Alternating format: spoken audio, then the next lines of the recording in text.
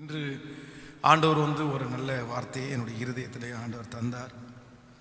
அந்த வார்த்தையை உங்களோடு கூட பிரசங்கம் பண்ணி உங்களுக்காக ஜெபிக்கிறதுக்கு நான் ஆசைப்படுகிறேன். வேதத்தை எல்லாரும் திறந்து ஆதியாகமம் 33ஆம் அதிகாரத்திலே நாம் ஒரு சில வசனங்களை தொடர்ச்சியாக சில வசனங்களை நம்ம வாசிக்க போகிறோம். ஆதியாகமம் 33ஆம் அதிகாரத்திலே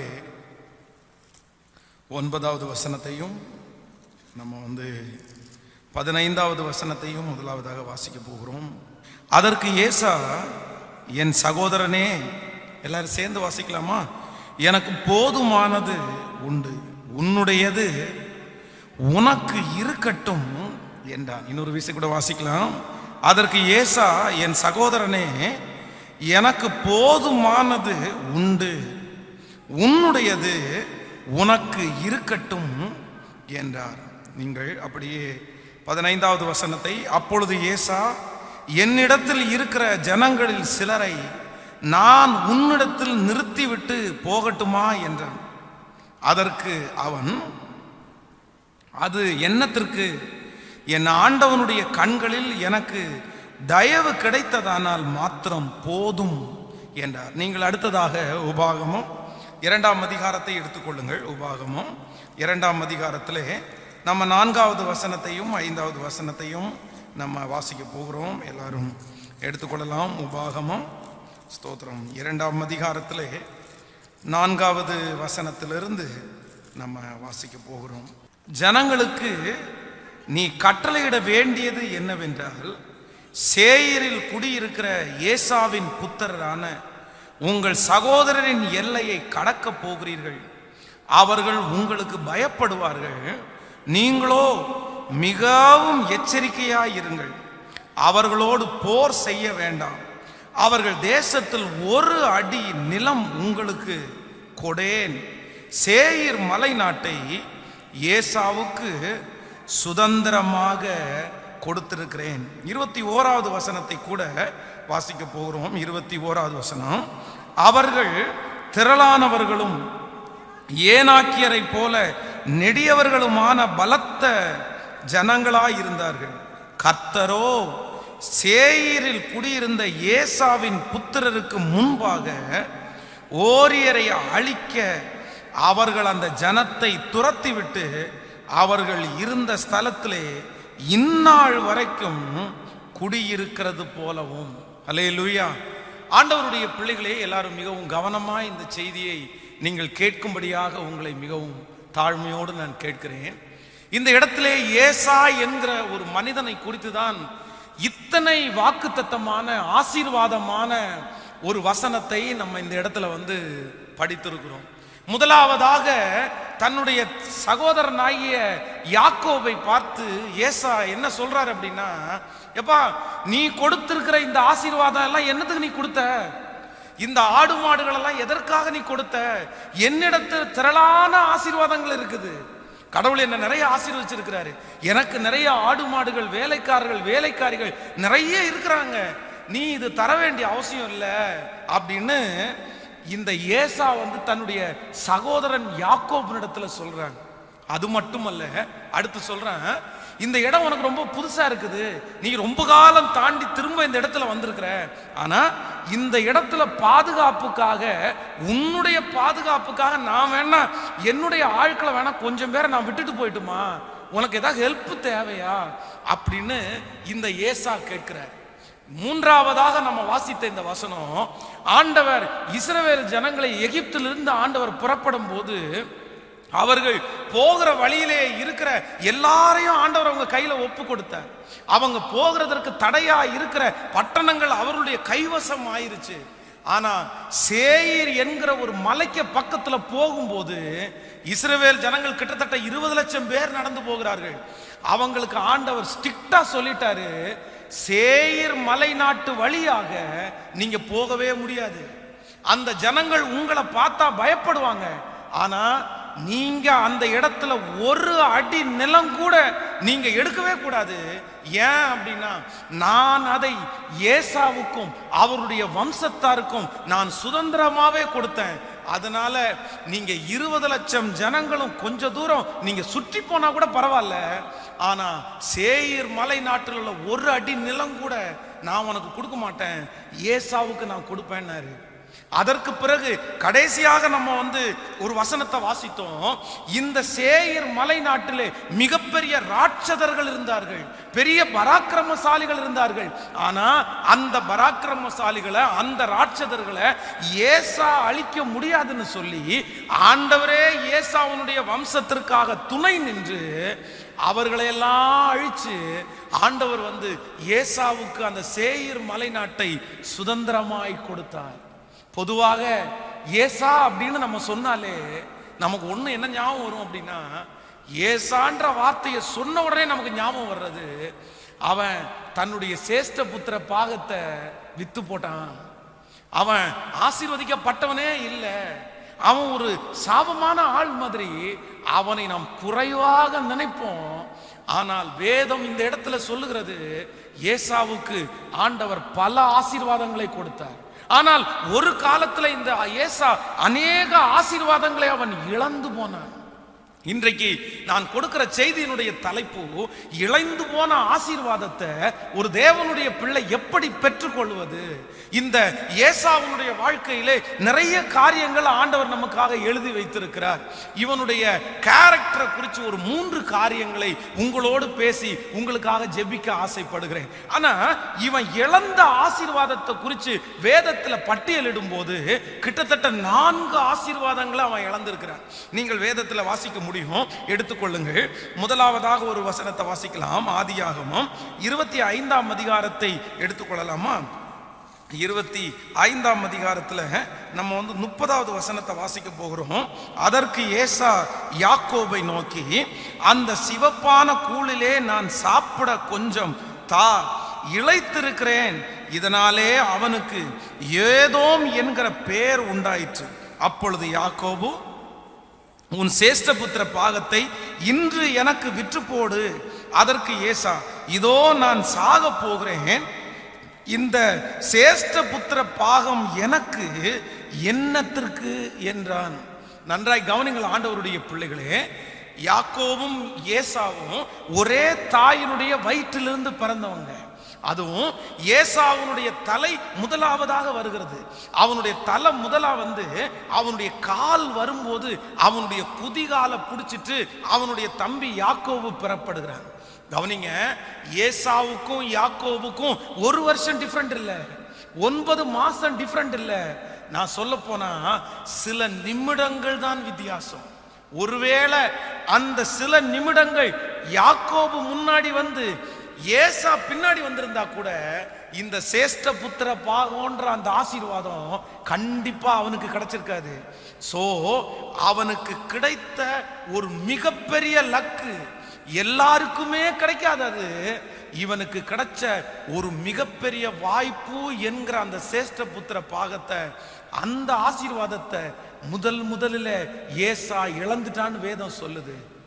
அது கவனிங்க, இன்றைக்கு இந்த ஜபத்துல வந்திருக்கிற ஆண்டவருடைய பிள்ளைகளே, நீங்க கூட எத்தனையோ பேர் ஒருவேளை உங்களுடைய வாழ்க்கையில கிடைத்த அந்த வாய்ப்பு, ஒரு ஆப்பர்ச்சுனிட்டி, பாஸ்டர் என் கூட படிச்சவனுக்கு கிடைக்கல, பாஸ்டர் என் வீட்டுல என் கூட பிறந்தவனுக்கு கிடைக்கல, உங்க கூட படிச்சவங்களுக்கோ உங்க கூட ஊரை விட்டு வந்தவங்களுக்கோ யாருக்குமே கிடைக்காத ஒரு மிகப்பெரிய வாய்ப்பு உங்களுக்கு கிடைத்திருக்கலாம். ஆனா அந்த வாய்ப்பு இன்னைக்கு என்னை விட்டு போயிருச்சு, அந்த வாய்ப்பை நான் இழந்துட்டேன் பாஸ்டர். ஒரு காலத்துல அந்த வாய்ப்பை மட்டும் நான் பயன்படுத்தி நான் முன்னாடி வந்திருந்தேன்னா நான் இன்னைக்கு எவ்வளோ பெரிய ஆசீர்வாதத்தை அடைஞ்சிருப்பேன். ஆனா அந்த வாய்ப்பெல்லாம் நான் தவற விட்டுட்டு இன்றைக்கு ஒன்றுமில்லாமல் ஏசாவை போல அந்த ஆசீர்வாதத்தை நீங்க இழந்து காணப்படலாம். ஆனா நான் நம்புறேன், ஏசாவுக்கு மறுபடியும் இழந்து போன ஆசீர்வாதத்தை ஆண்டவர் கொடுத்தது உண்மையானால் இன்றைக்கு இந்த ஜபத்தில் இருக்கிற உங்களுக்கும் இழந்து போன அந்த ஆசீர்வாதத்தை திரும்ப தருகிறதற்கு வல்லவராய் இருக்கிறார். நம்புறவர்கள் சத்தமாய் ஒரு ஹல்லேலூயா, இன்னும் சத்தத்தை உயர்த்தி ஒரு ஹல்லேலூயா சொல்லுங்க. ரெண்டாவது, நம்பர் 2, இந்த ஏசா இழந்து போன 2வது ஆசீர்வாதத்தை குறித்து நீங்க வேதத்தில் வாசிப்பீர்களே ஆனால் ஆதியாகமம் 28ஆம் அதிகாரத்தை நம்ம எடுத்துக்கொள்ளலாம். 28ஆம் அதிகாரத்திலே 8வது 9வது வசனத்தை நம்ம வாசிக்க போறோம்.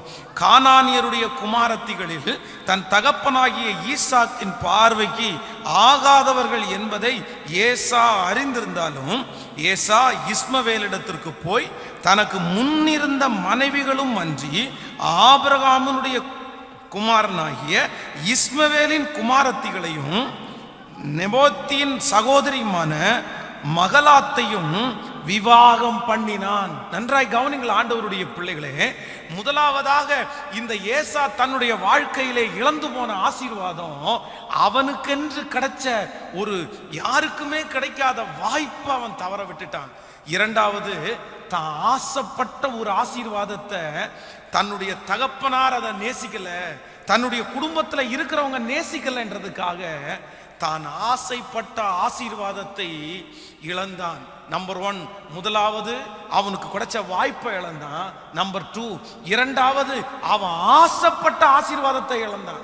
ஒருவேளை இந்த ஜபத்துல இருக்கிறவங்க நீங்க கூட உங்களுடைய வாழ்க்கையில சின்ன வயசுல இருந்து ஆசைப்பட்டிருக்கலாம், அதற்காகவே நீங்கள் வளர்ந்திருக்கலாம், அதற்காகவே நீங்க படிச்சிருக்கலாம், அதுவே உங்களுக்கு கற்பனையா இருந்திருக்கலாம்.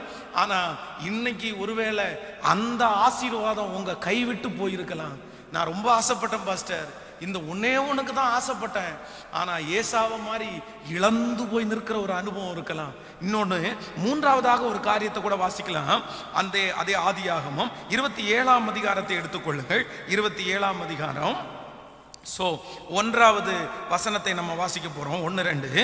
ஈசாக்கு முதிர் வயதானதினால் அவன் கண்கள் இருளடைந்து பார்வையற்று போன போது அவன் தன் மூத்த மகன் குமாரனாகிய ஏசாவை அழைத்து, என் மகனே என்றான். அதற்கு இதோ இருக்கிறேன் என்றான். அப்பொழுது அவன், நான் முதிர் வயதானேன், என் மரணம் இன்ன நாளில் என்று அறியேன். ஆகையால் நீ உன் ஆயுதங்களாகிய உன் அம்பரா துணியையும் உன் வில்லையும் எடுத்துக்கொண்டு வனத்திற்கு போய் எனக்காக வேட்டையாடி அதை எனக்கு பிரியமா இருக்கிற ருசியுள்ள பதார்த்தங்களாக சமைத்து நான் புசிக்கவும், நான் மரணம் அடையும் முன்னே என் ஆத்மா உன்னை ஆசீர்வதிக்கவும் என்னிடத்தில் கொண்டு வா என்றான். ஈசாக்கு தன் குமாரனாகிய ஏசாவோடே பேசுகையில் ரெபெக்காளும் கேட்டுக்கொண்டிருந்தாள். நன்றாய் கவனிங்கள். நம்பர் 3, மூன்றாவது, ஏற்கனவே இந்த 2 ஆசீர்வாதத்தை இழந்த இவனுக்கு, தன்னுடைய சேஷ்ட புத்திர பாகத்தை இழந்த இவனுக்கு மூணாவது ஒரு பெரிய ஆசீர்வாதம் கிடைக்க போகுது. அவங்க அப்பா அவனை கூப்பிட்டு சொல்றாரு, எப்பா, நீ ஒரு நல்ல வேட்டையாடுகிறவன், நீ நல்ல பதார்த்தத்தை சமைச்சு கொடுக்கிறவன், நீ ஒன்று பண்ணு, நீ வனத்திற்கு போய் ஏதாவது ஒரு நல்ல பதார்த்தத்தை எனக்கு வேட்டையாடி சமைச்சிட்டு வா அப்படின்னு சொல்றாரு. இவன் தன்னுடைய ஞானம், தன்னுடைய உழைப்பு எல்லாத்தையுமே செலவிட்டு தன்னுடைய தகப்பனாருக்காக ஒரு நல்ல பதார்த்தத்தை சமைச்சிட்டு வர்றான். ஆனா அவன் வருவதற்கு முன்னாடியே அவனுடைய சகோதரன் அந்த ஆசீர்வாதத்தையும் எடுத்துட்டு போயிட்டான். ஸோ நம்பர் 3, மூணாவது ஏசா தன்னுடைய வாழ்க்கையில இழந்த ஆசீர்வாதம் எதை இழந்துட்டான் அப்படின்னா, தான் கஷ்டப்பட்டு உழைச்ச ஆசீர்வாதம், தன்னுடைய வேர்வை சிந்தி உழைச்ச ஆசீர்வாதம், அது அவன் கையை விட்டு போயிருச்சு. அவன் அந்த வேட்டையாடும் போது எவ்வளோ பெரிய பிரச்சனை எல்லாம் அவன் சந்திச்சிருக்கலாம், எத்தனையோ எதிர்ப்பெல்லாம் அவனுக்கு வந்திருக்கலாம், தன்னுடைய உயிரை பணயம் வைத்து அந்த வேட்டையாடி இருக்கலாம். ஆனா வேட்டையாடிட்டு தன்னுடைய தகப்பனாரிடத்துல வந்தா அந்த ஆசீர்வாதம் அவனுக்கு கிடைக்கல. நம்பர் 4, நான்காவதாக கடைசியாக அவன் இழந்த ஆசீர்வாதம், நீங்கள் 27ஆம் அதிகாரம் 34வது வசனத்தையும் 38வது வசனத்தையும் நம்ம வாசிக்க போகிறோம். ஏசா தன் தகப்பனுடைய வார்த்தையை கேட்ட உடனே மிகவும் மனம் கசந்து உரத்த சத்தமிட்டு அலறி தன் தகப்பனை நோக்கி, என் தகப்பனே, என்னையும் ஆசீர்வதியும் என்றார். நீங்க 38வது வசனத்தை வாசிக்கலாம். ஏசா தன் தகப்பனை நோக்கி, என் தகப்பனே, இந்த ஒரு ஆசீர்வாதம் மாத்திரமா உம்மிடத்தில் உண்டு, என் தகப்பனே, என்னையும் ஆசீர்வதியும் என்று ஏசா சத்தமிட்டு அழுதான். முதலாவதாக தனக்கு வருகிற வாய்ப்பு அப்படின்ற ஆப்பர்ச்சுனிட்டிஸ் அதை இழந்துட்டான். அந்த ஆசீர்வாதம் அவனை விட்டு போயிருச்சு. ரெண்டாவது, அவன் ஆசைப்பட்ட ஆசீர்வாதம் அவனை விட்டு போயிருச்சு. மூணாவது, அவன் கஷ்டப்பட்ட ஆசீர்வாதம் அவனை விட்டு போயிருச்சு. நாலாவது, அவனுக்கு இருக்கிற இனி ஒரே ஒரு ஆசீர்வாதம், தன் தகப்பனாருடைய ஆசீர்வாதம் மட்டும்தான். தன்னுடைய தகப்பனார் பிளஸ் பண்ணணும், எப்படியாவது தன்னுடைய தகப்பனாருடைய ஆசீர்வாதத்தை நம்ம மிஸ் பண்ணிடக்கூடாதுன்னு சொல்லி தன்னுடைய தகப்பனாருக்கு முன்பாக வந்து நிற்கும்போது அவருடைய அப்பா சொல்றாரு, இல்ல இல்ல, உன்னுடைய ஆசீர்வாதத்தை எல்லாம் உன் சகோதரன் வாங்கிட்டு போயிட்டான்ப்பா. உடனே அதான் நான் வேதத்துல ரொம்ப அழுக வருகிற ஒரு வசனம் இந்த வசனம் தான். அவங்க தகப்பனை பார்த்து ஏசா வந்து கெஞ்சிறான், அப்பா ஏற்கனவே சேஷ்ட புத்திர பாகம்ன்ற ஆசீர்வாதத்தை நான் விட்டுட்டேன்ப்பா, நான் ரொம்ப நேசித்த ஆசீர்வாதம் உங்களுக்காக விட்டுட்டேன்ப்பா, இன்னும் நான் கஷ்டப்பட்டு உங்களுக்காக கொண்டு வந்த அந்த ஆசீர்வாதம் என்னை விட்டு போயிருச்சு. ஆனா நீங்க கூட இந்த ஒரு ஆசீர்வாதத்தை தவிர வேற ஒண்ணுமே எனக்குன்னு நீங்க வச்சு வைக்கலையா? நீங்க என்ன ஆசீர்வதிக்கவே முடியாதா? தன்னுடைய தகப்பனார் சொல்றாரு, இல்லப்பா, எல்லா ஆசீர்வாதத்தையும் உங்க சகோதரன் வாங்கிட்டு போயிட்டான். தன்னுடைய வாழ்க்கையில கிடைக்கப்பட்ட 4 ஆசீர்வாதத்தையும் இழந்துட்டான். இன்றைக்கு இந்த ஜெபத்துல இருக்கிற ஆண்டவருடைய பிள்ளைகளே, நீங்களும் அப்படித்தான். இதே ஏசாவுடைய வாழ்க்கை உங்களுக்கு தொடர்ந்துட்டே இருக்கலாம். பாஸ்டர், இந்த வார்த்தை எனக்காகத்தான், நான் தான் என்னுடைய சேஷ்ட புத்திர எனக்குன்னு கிடைச்சதை நான் இழந்துட்டேன், நான் என்னுடைய உழைப்பை நான் விட்டுட்டேன் பாஸ்டர், எங்க அப்பாவுடைய ஆசீர்வாதம் இல்லைன்னா கடைசியா எனக்கு ஒரே ஒரு ஆசீர்வாதம் இருந்துச்சு, அந்த ஆசீர்வாதத்தையும் இழந்து இன்றைக்கு இந்த செய்தியை கேட்கும் போது நீங்க ஒன்றும் இல்லாம இருந்திருக்கலாம், நீங்க எல்லாத்தையும் இழந்து வந்து நிற்கலாம். ஆனா ஆண்டவருக்குள்ள விசுவாசிக்கிறேன், மீண்டும் மறுபடியும் ஆண்டவர் உங்களுக்கு போன அந்த ஆசீர்வாதம் மட்டுமல்ல, சேர்த்து தர கர்த்தர் வல்லவரா இருக்கிறார். அதுதான் நம்ம ஆரம்பத்துல ஒரு 4 வசனத்தை வாசிச்சோம்ல. ஏசா தன்னுடைய சகோதரனை பார்த்து சொல்றான், எப்பா உன்னுடைய ஆடு மாடுகள் எல்லாம் எனக்கு வேணாம்ப்பா, என்னுடைய ஆண்டவர் என்ன நிறைவா எனக்கு கொடுத்திருக்கிறாரு, உனக்கு ஏதாவது கஷ்டமா இருக்குன்னா என்னுடைய ஆட்களை நான் வேணா விட்டுட்டு போட்டுமா உனக்காக. அப்புறம் சேயீர் மலை நாட்டு வழியாய் இஸ்ரவேல் ஜனங்கள் வரும்போது அங்கே ஒரு பெரிய வேலி போடப்பட்டிருக்கிறது. இல்ல இல்ல, இந்த மலை நாடு முழுக்க ஏசாவுக்கும் அவங்க வம்சத்துக்கும் சொந்தமானது. ஆண்டவரே அவனுக்காக அளந்து பெரிய பெரிய ராட்சதர்களை அழித்து கர்த்தர் ஒரு மிகப்பெரிய ஆசீர்வாதத்தை கொடுத்து, வேதம் சொல்லுது, ஏசாவுடைய தலையை ஆண்டவர் உயர்த்தினார். சிலருடைய சிந்தையில நம்ம நினைக்கிறோம் ஏசா ஆசீர்வதிக்கப்பட்டவன் இல்லைன்னு நினைக்கிறோம். ஆனா ஒரு காலத்துல ஏசா ஆசீர்வதிக்கப்பட்டவன் இல்லை, ஆனா திரும்ப இழந்து போன ஆசீர்வாதத்தை ஏசா திரும்பவும் பெற்றுக்கொண்டான். இன்றைக்கு உங்களை எல்லாரையும் நான் அழைக்கிறேன், நீங்க என்ன செய்யணும்னா, ஒருவேளை நீங்க ஆசீர்வாதத்தை இழந்து போயிருந்தாலும் மீண்டும் அந்த ஆசீர்வாதத்தை பெற்றுக்கொள்றதற்கு ஆண்டவரிடத்துல எல்லாருமே கேளுங்க. இந்த ஏசா தன்னுடைய வாழ்க்கையில இந்த ஆசீர்வாதத்தை பெற்றுக்கொள்றதற்கு அவனிடத்துல இருந்த ஒரு 3 கேரக்டர் வந்து என்னை ரொம்ப நேற்றைக்கு பிரமிக்க வச்சிருச்சு. உண்மையிலே எனக்கு ரொம்ப சந்தோஷமா இருந்துச்சு. நம்ம நிறைய பேர் ஏசாவை வந்து அதான் கெட்டவன் கெட்டவன் கெட்டவன்ற பட்டியலில் நம்ம கொண்டு வந்து நிறுத்திட்டோம். ஆனா உண்மையிலே இன்றைக்கு நான் சொல்ற இந்த 3 காரியத்தை நீங்க பார்த்தீங்கன்னா ஏசாவை மாதிரி நல்லவன் யாரும் இல்லை நீங்க சொல்லுவீங்க. வாசிக்கலாம். முதலாவதாக அவன் ஆண்டவர் ஆசீர்வதிக்கிறதற்கு, அவன் செய்வதற்கு, இழந்து போன ஆசீர்வாதத்தை திரும்ப அவன் பெற்றுக்கொள்வதற்கு என்ன காரணம் அப்படின்னா, ஆதியாகமம் 33ஆம் அதிகாரத்தை எடுத்துக்கொள்ளலாம். ஆதியாகமம் 33ஆம் அதிகாரம் 1வது வசனத்திலிருந்து நம்ம வாசிக்கலாமா?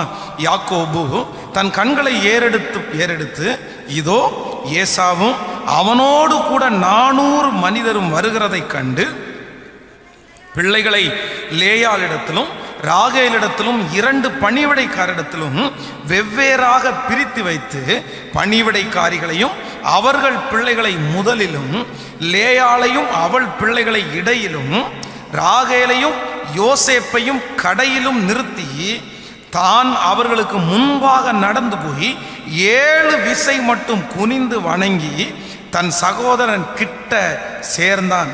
அப்பொழுது ஏசா எதிர்கொண்டு ஓடி வந்து அவனை தழுவி அவன் கழுத்தை கட்டி கொண்டு அவனை முத்தம் செய்தான்.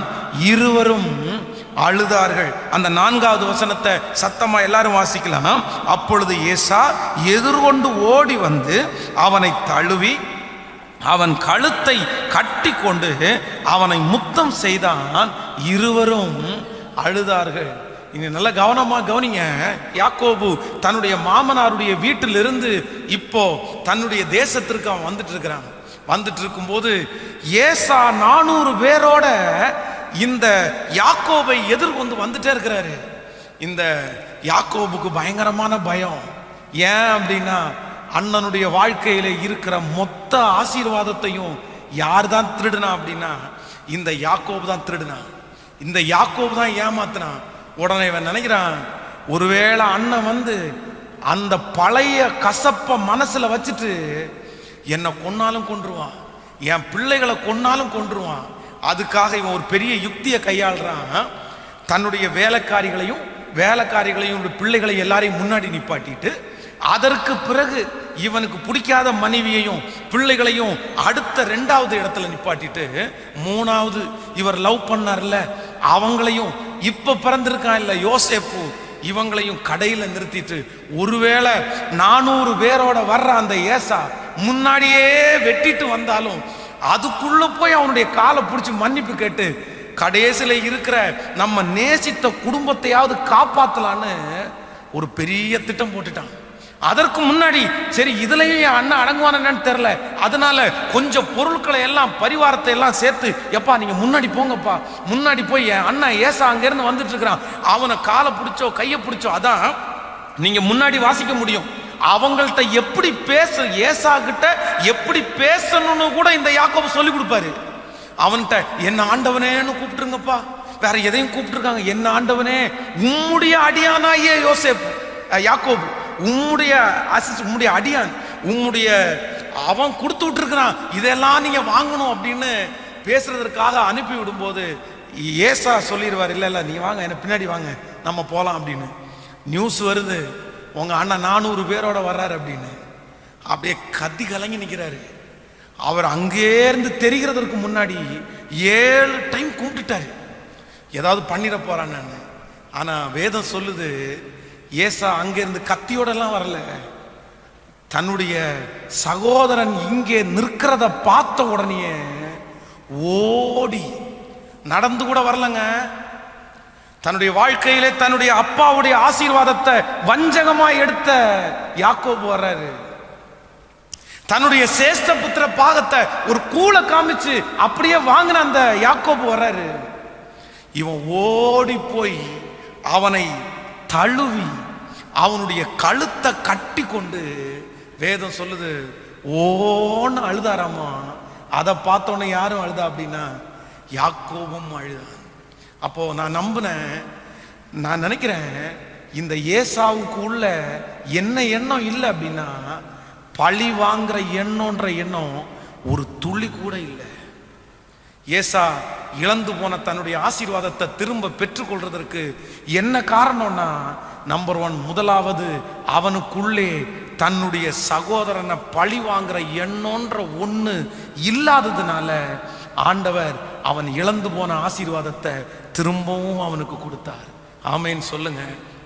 இன்றைக்கு ஜெபத்தில் இருக்கிற உங்களை பார்த்து கேட்குறேன், உங்களுக்கு அப்படிப்பட்ட ஒரு சூழ்நிலை உங்களுடைய வாழ்க்கையில வந்துச்சுன்னா, உங்க அப்பாவுடைய ஆசீர்வாதத்தை புடுங்கின ஒரு மனுஷன், நீங்க சம்பாதிச்ச ஆசீர்வாதத்தை புடுங்கின ஒரு மனுஷன், உங்களுடைய உழைப்புல செஞ்ச ஆசீர்வாதத்தை எடுத்துக்கொண்ட ஒரு மனுஷன் உங்களுக்கு எதிராய் வரும்போது, உங்களில் யாராவது ஒருத்தருக்கு நான் கேட்கிறேன், உங்களால அவனுக்கு நியாயம் தீர்க்காம இருக்க முடியுமா?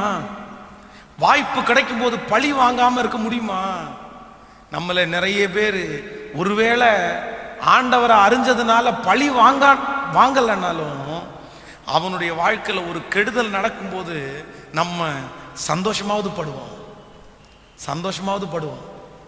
சே, அவனுடைய வாழ்க்கையில நடக்கணும்னு நினைச்சேன்டா, அதான் நம்ம பெருமையா பேசிக்குவோம், சாட்சி கூட சொல்லுவோம். யார்கிட்ட? என்னேவா, என் ஆண்டவர் என் பட்சத்தில் இருக்கிறாரு, உன்னை விட்டுருவாரா? உன்னை அடிக்க மாட்டாரு? இப்ப துண்டை காணோம் துணியை காணோம்னு ஓடுற. நான் சொல்றேன், ஒரு விதத்தில் ஆண்டவருடைய பிள்ளைகள் எதிரிக்கு நடக்கிற வேதனைகளையும் கஷ்டத்தையும் பார்த்து நீங்க சந்தோஷப்படுகிறதுக்கு, அந்த சந்தோஷப்படுற அர்த்தம் கூட என்னன்னா பழி வாங்குறது அர்த்தம். நீங்க இதே போல காரியம் வேதத்துல இது மட்டும் இல்ல, வேற ஏற்கனவே 2-3 சம்பவம் நடந்திருக்குது. நீங்கள் வேதத்துல ஈசாக்குனுடைய வாழ்க்கையை எடுத்து வாசிப்பீர்களானால், அவன் ஏசேக்கு என்கிற ஒரு துறவை தோண்டுவான். அப்போ கேரார் ஒரு மேய்ப்பர் தங்களுடைய வாக்குவாதம் பண்ணுவாங்க. அதுக்கப்புறம் சித்தனாவுக்கு போவான், அங்கேயும் அவர்கள் வாக்குவாதம் பண்ணுவார்கள். மூணாவது அவன் ரெகோபோத் என்கிற இடத்துக்கு வருவான். உடனே கர்த்தர் அவனுக்கு அங்கே இடம் உண்டாக்கினார். ஏற்கனவே அவனை பகைச்சவங்க, ஏற்கனவே அவனை வெறுத்தவங்க இப்போ அவனுக்கு முன்னாடி வந்து நிற்கிறாங்க. முன்னாடி வந்து நின்ன உடனே ஈசாக்கு அவர்களுக்கு விருந்து பண்ணதெல்லாம் உண்மைதான்.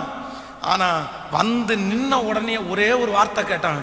என்ன வார்த்தை கேட்டான் அப்படின்னா, நீங்க ஏன் என்னிடத்துல, நீங்க என்ன பகைச்சு உங்களிடத்துல நான் இல்லாதபடிக்கு என்ன துரத்தி விட்டீங்கல்ல, இப்ப ஏன் என்னிடத்துல வந்தீங்க? ஆனா ஏசா, நான் சொல்லுவேன், ஈசாக்கை விட ஏசா யாரு? சத்தமா சொல்லுங்க. நல்லவன் தாங்க, அவன் நல்லவன் தாங்க. ஆனா தன்னுடைய சகோதரன் வந்து நிற்கும் போது, ஏண்டா எனக்கு இப்படி பண்ணன்ற ஒரு வார்த்தை கூட கேட்கல. நீங்க அது மட்டுமல்ல, வேதத்துல யோசேப்புன்ற ஒரு மனுஷனை குறித்து வேதம் சொல்லுது. யோசேப்பினுடைய சகோதரர்கள் எல்லாரும் சேர்ந்து அவனை குழியில போட்டு இஸ்மவேலிடத்துல வித்து போட்டு அதற்கு பிறகு அவன் எகிப்தினுடைய அடிமைத்தனத்துக்கு போயிட்டான். 15 ஆண்டுகள் சித்திரவதை செய்யப்பட்டான். இப்போ தேசத்துல எல்லாம் பஞ்சம் உண்டாயிற்று. எகிப்துல தானியம் உண்டுன்னு சொல்லி கேள்விப்பட்டு அவனுடைய சகோதரர்கள் எல்லாரும் எகிப்திற்கு வர்றாங்க. எகிப்திற்கு வந்து யோசேப்புக்கு முன்னாடி நின்ன உடனே யோசேப்பு கண்டுபிடிச்சிட்டான், யாருதான் என்ன குழியில போட்ட சகோதரர்கள் வந்து நிக்கிறாங்க அப்படின்னு. உடனே கண்டுபிடிச்ச உடனே வேதம் சொல்லுது, யோசேப்பை அவர்கள் கண்டுபிடிக்கல, ஆனா யோசேப்பு கண்டுபிடிச்சிட்டான். கண்டுபிடிச்சதுக்கு பிறகும் அமைதியா இருந்தான். அவங்க பேசுற பாஷை அவனுக்கு தெரியும், ஆனா டைரக்டா அவங்களுடைய பாசையில பேசாம வேதம் சொல்லுது, துப்பாசியை கொண்டு யோசேப்பு பேசினான். அவங்கள அவன் மன்னிச்சது உண்மை, அவங்களுக்காக அழுதது உண்மை. ஆனா வந்த புதுசுல அவங்கள திருப்பி வீட்டுக்கு அனுப்பிட்டு, நீங்க வேவுக்காரர் அப்படின்ற ஒரு பெரிய கலக்கத்தை உண்டு பண்ணிட்டு, அப்புறம் அவனுடைய சாக்கு பையிலேயே ஒரு தட்டை எடுத்து உள்ள போட்டு அவன் அடிச்சு பிடிச்சி திரும்ப வந்து அவனுக்குள்ளே இப்போ ஒவ்வொருத்தரும் பேசிக்கிறாங்க. இளைஞனை கொல்ல வேணாம், இளைஞனை தூக்கி போட வேணான்னு சொன்னல, யாராவது கேட்டீங்களா அப்படின்னு ஒவ்வொருத்தரும் பாவாரிக்கை பண்றத யோசேப்பு கேட்டுட்டு தான் இருக்கிறான். அதற்கு பிறகுதான் கடைசியில பென்யமீனை பார்த்ததுக்கு பிறகுதான் யோசேப்பு அவளை எல்லாவற்றையும் மறந்து சத்தமிட்டு அழுது அவங்கள ஏற்றுக்கொண்டான். ஆனா நான் நினைக்கும் போது யோசேப்பை விட ஏசா நல்லவனா? அவனாவது ஒரு வார்த்தை கேட்டான், ஆனா இவன் எந்த வார்த்தையுமே கேட்கல. ஏசாவை ஏன் ஆண்டவர் திரும்பவும் ஆசீர்வதிச்சார்? ஏசாவுக்கு ஆண்டவர் ஏன் திரும்பவும் அந்த மலை நாட்டை கொடுத்தார் அப்படின்னா, நான் நம்புறேன் பழி வாங்கணுன்ற எண்ணம் ஒரு % கூட அவனுடைய இருதயத்துக்குள்ள இல்லவே இல்லை. இந்த ஜபத்துல இருக்கிற யாரோ ஒருத்தர் அப்படிப்பட்ட ஒரு சூழ்நிலையில இருக்கலாம். பாஸ்டர், என்னால் அப்படி விட முடியாது, என்னால் அப்படி விட முடியாது, நான் பழி வாங்கணும், பழி வாங்காம நான் அடங்க மாட்டேன், பழி வாங்காம நான் இருக்க மாட்டேன். ஒருவேளை அவன் செஞ்சது மாதிரி என்னால செய்ய முடியலனாலும் ஒரு 25% நான் செய்யணும் பாஸ்டர், ஒரு 50% நான் செய்யணும், செய்யாம நான் விட மாட்டேன். அப்படிப்பட்ட ஏதோ ஒரு இருதயத்தோடு யாரோ ஒருத்தர் இந்த ஜெபத்தில் நீங்க கலந்து கொள்வீங்கன்னா, ஆண்டவர் உங்கள்கிட்ட தான் பேசுறாரு. பழி வாங்குதல் உங்களுக்குரியது அல்ல. நீங்க பழி வாங்க முடியாது பிரதர், சிஸ்டர், நீங்க பழி வாங்க முடியாது. ஆனா அதே நேரத்தில் ஆண்டவரே, அவன் செஞ்சதை நீங்க பார்த்துக்குங்க ஆண்டவரே, எனக்கு ஒண்ணுமே பண்ண முடியாது ஆண்டவரே. கர்த்தர் சமூகத்தில் விட்டுட்டு நீங்க மன்னிச்சு நீங்க எதையுமே செய்யாம இருந்துட்டீங்கன்னா, நான் நம்புறேன் நீங்க இழந்து போன ஆசீர்வாதத்தை எதிரியினுடைய கண்ணுக்கு முன்னாடியே கர்த்தர் உங்களுக்கு கொடுத்து, யாரும் பிடுங்க முடியாத அளவுக்கு, யாரும் திரும்பவும் பக்கத்தில் நெருங்க முடியாத அளவுக்கு ஆண்டவர் உன்னை அலங்கரிக்கிறதுக்கு வல்லவராய் இருக்கிறார். நம்புறவங்க கரங்களை தட்டி ஆண்டவருடைய சமூகத்தில் கர்த்தருக்கு ஒரு நன்றி செலுத்துங்க பார்க்கலாம். கர்த்தருக்கு ஒரு நன்றி செலுத்துங்க. சோ நம்முடைய வாழ்க்கையில நீங்க நிறைய பேர் பழி வாங்க மாட்டீங்கன்னு நான் நம்புறேன். ஆனா கொஞ்சம் கூட பழி வாங்க மாட்டீங்களான்னு கேட்டா நிறைய பேர் இல்லைன்னு தான் சொல்லுவாங்க. நீங்க பெரிய பழி வாங்க மாட்டீங்க. அதான் சிலர் சொல்லுவாங்கல்ல, பாஸ்டர் நான் பேசணும்னு நினைச்சிட்டேன், அதான் வாழைப்பழத்துல ஊசி ஏத்துறது மாதிரி ஒரு வார்த்தையை நறுக்குன்னு போட்டு வந்தேன், அவனுக்கு உரைக்கட்டும்னு தான் நான் சொன்னேன். அந்த வார்த்தையை நான் அங்க மென்ஷன் பண்றதுக்கு காரணம் அவனுக்கு உரைக்கணும்ல, இதை செஞ்சுட்டாங்கல்ல, இதனால தான் இது வருது அப்படின்னு அவனுக்கு தெரிய வேண்டாமா? கவனிங்க, இப்படி மறைமுகமா மனுஷங்களை தாக்குறது கூட ஒரு விதத்துல என்னதான் அர்த்தம் அப்படின்னா, உண்மையான நீதிமான்களா இருந்தா, உண்மையா நீங்க இழந்து போனதை திரும்ப ஆண்டவர் உங்களுக்கு கொடுக்கணும்னா, பழி வாங்குற எண்ணம் ஒரு % கூட உங்களுக்குள்ள இருக்கக்கூடாது. அப்படின்னா எதிரிக்கு ஒரு ஆபத்து நடக்கும்போது சிரிக்காம சந்தோஷப்படாம இருக்கிற ஆண்டவருடைய பிள்ளை தான் பழி வாங்குற குணமே இல்லாத பிள்ளை. ஆமேன்னு சொல்லுங்க. இப்போ நான் சொல்றேன், உங்களே நீங்க கேட்டு பாருங்க, உங்களே நீங்க கேட்டு பாருங்க, உங்களே நீங்க கேட்டு பாருங்க. பாஸ்டர், ஏதாவது ஒன்று அவனுக்கு நடக்கணும் பாஸ்டர், ஏதாவது ஒன்று அவனுக்கு நடக்கணும், ஒன்னாவது நடக்கணும். நான் வடிச்ச கண்ணீருக்கு அவனுக்கு ஏதாவது ஒன்று நடக்கணும், நான் பட்ட கஷ்டத்துக்கு அவனுக்கு ஏதாவது ஒன்று நடக்கணும். அப்படி ஒருவேளை இந்த இடத்துல ஜெபிச்சுட்டு வந்திருப்பீங்கன்னா, ஆண்டவர் சொல்றாரு, இன்னைக்கு ஏசாவனுடைய குணத்தை போல உங்களுடைய குணத்தை நீங்க மாற்றிக்கொள்ளுங்க, மாற்றிக்கொள்ளுங்க. ஆண்டவரிடத்துல சொல்லுங்க, ஆண்டவரே, யாரையுமே நான் என்ன பண்ண மாட்டேன்னா பழி வாங்குறதில் எனக்குரியது அல்ல. ஆமேன்னு சொல்லுங்க. கையை மேல உயர்த்தி எல்லாரும் சொல்லுங்க, நான் யாரையுமே பழி வாங்க மாட்டேன் ஆண்டவரே. இன்றைக்கு நீங்க ஒப்பு கொடுப்பீங்க அப்படின்னா, வார்த்தையினால பார்வையினால கூட நான் யாரையுமே பழி வாங்க போறதே இல்லை. ஹல்லேலூயா. அதான் சிலர் வாயினாலேயும் பழி வாங்க மாட்டாங்க, செய்கையினாலேயும் பழி வாங்க மாட்டாங்க. ஆனா ஒரே ஒரு பார்வையில பழி வாங்கிடுவாங்க பாருங்களேன். ஒரு பார்வை தான், அவனை பார்க்கிற பார்வையிலேயே அவன் ஒன்றும் இல்லாம நொந்து நூலாகி, என்னை இப்படியெல்லாம் பண்ணடா அவனுக்கு அப்படிதான் அப்படின்ற அளவுக்கு பார்ப்பாங்க. இல்லை இல்லை, சிம்பாலிக்கா இல்லைன்னா மறைமுகமாக கூட நான் யாரையுமே என்ன பண்ண மாட்டேன்னா, சொல்லுங்க ஆண்டவரை பார்த்து சொல்லுங்க, மறைமுகமாக கூட யாரு மேலே எனக்கு கசப்பு இல்லை ஆண்டவரே, யாரு மேலே எனக்கு கசப்பு இல்லை. சொல்ல முடியுமா கையை உயர்த்தி, யாரு மேலே எனக்கு கசப்பு இல்லைன்னு? ஹலோ, சொல்ல முடியுமா? கை தூக்கி சொல்லுங்க, ஆண்டவரே, யார் மேலேயும் எனக்கு கசப்பு இல்லை. ஹல்லேலூயா. இந்த பலிபீடத்துல நான் சொல்ல முடியுங்க, எனக்கு யார் மேலேயும் கசப்பு இல்லை. இப்போ உங்களை பார்த்து நீங்க அப்படி சொல்ல முடியுமா? நீங்க அப்படி சொல்ல முடியுமா? உண்மையான ஆண்டவருடைய பிள்ளையா இருந்தா கண்டிப்பா யார் மேலே என்ன இருக்கக்கூடாதுன்னா கசப்பு இருக்கவே கூடாது. இந்த ஏசா இழந்து போன ஆசீர்வாதத்தை பெற்றுக்கொள்றதற்கு அவனிடத்துல இருந்த ஃபர்ஸ்ட் கேரக்டர் நம்பர் 1 வேதம் சொல்லுது, பழி வாங்குற எண்ணம் அவனுக்குள்ள ஒரு % கூட இல்லவே இல்லை. நம்பர் 2, இரண்டாவது, இந்த ஏசாவினிடத்துல எனக்கு பிடிச்ச 2வது கேரக்டரை குறித்து வேதத்தில் நம்ம வாசிக்கலாம். அதே ஆதியாகமம் 25ஆம் அதிகாரத்தில் ஒரு 3 வசனத்தை நம்ம வாசிக்க போறோம். ஆதியாகமம் 25ஆம் அதிகாரத்தை எடுத்துக்கொள்ளுங்க. 25ஆம் அதிகாரத்தில் ஸ்தோத்திரம் 25, 28 வாசிக்கலாமா? 25ஆம் அதிகாரம் 28வது வசனம் வாசிக்கலாம். ஏசா வேட்டையாடி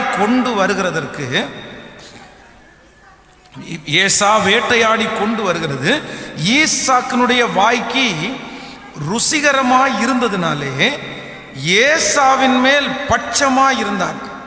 ரெபெக்காளோ யாக்கோவின் மேல் பட்சமாய் இருந்தாள். கவனிங்க, இங்கே ஒரே அம்மா அப்பாவுக்கு தான் 2 பிள்ளைங்க பிறகுறாங்க. ஒருத்தன் பேரு ஏசா, இன்னொருத்தன் பேரு யாக்கோபு. ஆனா இந்த ஏசா அவனுக்கு என்ன தெரியும் அப்படின்னா, இவன் ரொம்ப அழகா வேட்டையாடுகிறவன். இவன் வேட்டையாடி கொண்டு வருகிற பொருளை சமைச்சு கொடுத்தா அவங்க அப்பாவுக்கு ரொம்ப பிடிக்கும். பொதுவாக ஒரு வீட்டில் அப்பா அம்மா 2 பேர் இருக்காங்கன்னா, இந்த அப்பாவுக்கு யாரை பிடிக்கும்னா, எந்த புள்ள ஃபர்ஸ்ட் ரேங்க் எடுக்குது, எந்த புள்ள ரொம்ப பலசாலியா இருக்குது, எந்த புள்ள அவர் சொன்னாதான் அவர் சொன்ன உடனே கேட்குது, அவங்கள அப்பாவுக்கு பிடிக்கும். அம்மாவுக்கு யாரை பிடிக்கும் அப்படின்னா, அந்த வீட்டிலேயே யாரு பலவீனமானது, யாரு சாப்பிட கூட செய்யாம படிப்பும் வரல அப்படியே ஏமாந்ததா இருக்கிறவங்க மேல அம்மாவுக்கு பாசம் போகும். அதே போல இந்த வீட்டிலையும் இருக்கிற அம்மா அப்பாவுக்கு யாரு மேல பாசம் போச்சுன்னா, ஏசாவை ஈசாக்கு நேசிக்க ஆரம்பிச்சிட்டாரு, யாக்கோவை அவங்க அம்மா ரெபெக்கா நேசிக்க ஆரம்பிச்சிட்டாங்க. ஸோ சின்ன வயசுலேயே யாருடைய அன்பு அவனுக்கு கிடைக்கலன்னா, அவனுடைய அம்மாவுடைய அன்பு அவனுடைய பக்கத்தில் கிடைக்கல. ஒருவேளை அவன் ஒன்றும் தெரியாதனா இருக்கலாம், அவன் கூடாரவாசி, குணசாலி கூடாரவாசியா இருக்கலாம், நீங்க சொல்றதெல்லாம் கேட்கலாம். ஆனாலும் உங்க வயிற்றுல பெத்தெடுத்த பிள்ளை தானம்மா நானு, நீங்க என்ன நேசிக்க கூடாதா? நம்பர் 2. ரெண்டாவது, நீங்க அடுத்த வசனம் வாசிக்கும் போது 27ஆம் அதிகாரத்தை எடுத்துக்கொள்ளுங்க. 27ஆம் அதிகாரத்தில் 5வது 6வது வசனத்தை வாசிக்க போறோம். ஈசாக்கு தன் குமாரனாகிய ஏசாவோட பேசுகையில் ரெபேக்காள் கேட்டு கொண்டிருந்தார். ஏசா வேட்டையாடி கொண்டு வரும்படி வனத்திற்கு போனான். அப்பொழுது ரெபேக்காள் தன் குமாரனாகிய யாக்கோபை நோக்கி, உன் தகப்பன் உன் சகோதரனாகிய ஏசாவை அழைத்து, நான் புசித்து எனக்கு மரணம் வருகிறதுக்கு முன்னே கர்த்தரை முன்னிட்டு உன்னை ஆசீர்வதிக்கும்படி நீ எனக்காக வேட்டையாடி அதை எனக்கு ருசியுள்ள பதார்த்தங்களாய் சமைத்து கொண்டு வா என்று சொல்ல கேட்டேன்.